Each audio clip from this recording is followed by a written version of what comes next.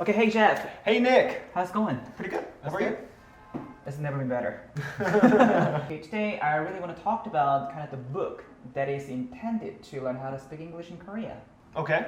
Hey Jeff, do you think books are good to improve English speaking skill?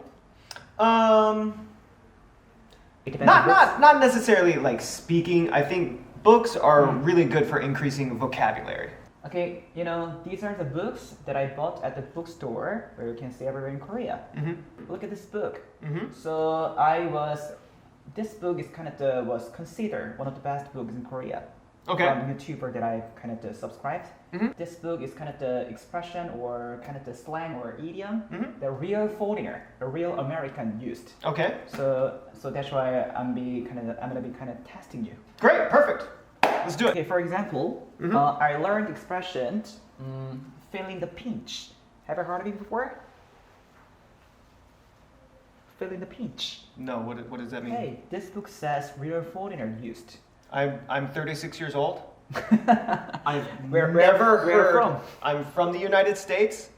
I have never heard anyone say "feeling the pinch." Okay, anyway, if you don't know about these expressions, maybe I can explain about it Okay. using my own words. All right. For example, nowadays, because of the coronavirus, I got laid off from my jobs. That's why I don't have enough money to live on my life. Right. That's why I was really worried about or thinking of how could I make some money right now. Can you get it? Yeah. In fact, I would say that's probably the best thing to say instead of saying "feeling the pinch." But even though you're 14, you never heard of it before, right? I've never heard anyone say "feeling the pinch." But you know, for me, I'm a Korean. That's why I think every time, I always try to, I always believed and trust this is really a useful expression for foreigners that I met everywhere. So when you explained it using your own words, it's more effective. The reason it's more effective is because you have to understand English is not the same everywhere. English in America, the expressions, some of the vocabulary, some of the slang we use in America is going to be different from Australia. And that's going to be different from England. And that's going to be different from Scotland. And that's going to be different from South Africa.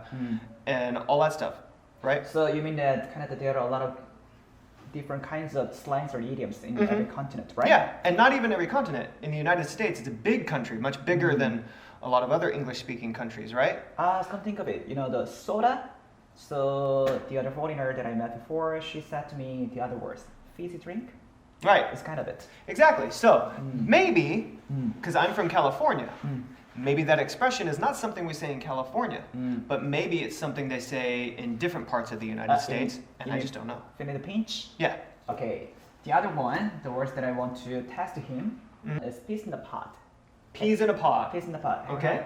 Yes. Did I say correctly? Yeah, peas in a pod. But you know, for me, I'm not a native speaker. That's why this kind of is it called slang or idioms or something? I would say that's more like an idiom. Idioms. Well, anyway, so for me, now that I'm Korean, that's why I think I can't understand a lot about this kind of things. So You know, I'm teaching English speaking at this academy, and I've been teaching how to speak English since I graduated from school about 10 years ago. You know, one of my goals when it comes to speaking English is to make students and people enjoy it.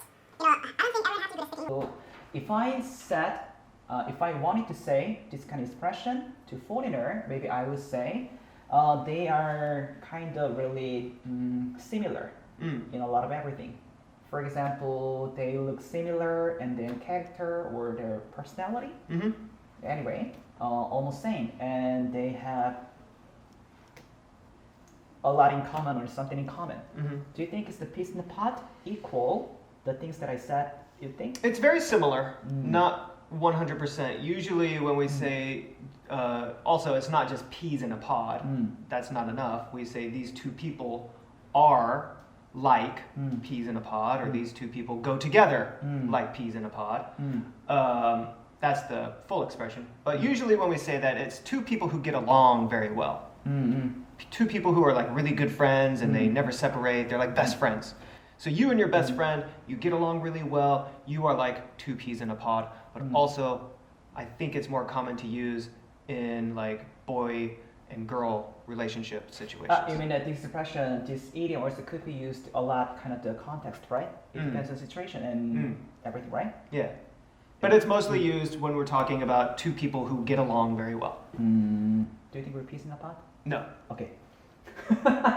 definitely not peas in a pod, not me. and you. Okay. Okay, at this video, so I want you to, especially for my students, just to kind of not just memorizing this book, I want you to use your own words. Exactly. Using your own words, that's the best way to do it because some of those expressions are not going to be useful in other countries. And that's okay. Okay, and then the last one, so I think everyone doesn't have to be kind of the native speaker or 교포. Right. 교포? Okay? Because for me, that I'm Korean, so I also use the words that I know to him. And then I think it's my English speaking skill getting better if I studied a lot. Right. So which means that maybe my English speaking skill getting better gradually. Mm-hmm. Do you The agree with more that? you use it, the better you will get. Oh, thank you. Exactly. Thanks for watching the video. Okay. If you like what you saw, please follow us Okay, and see you. subscribe. I'll See you. see you next video. Bye. Bye.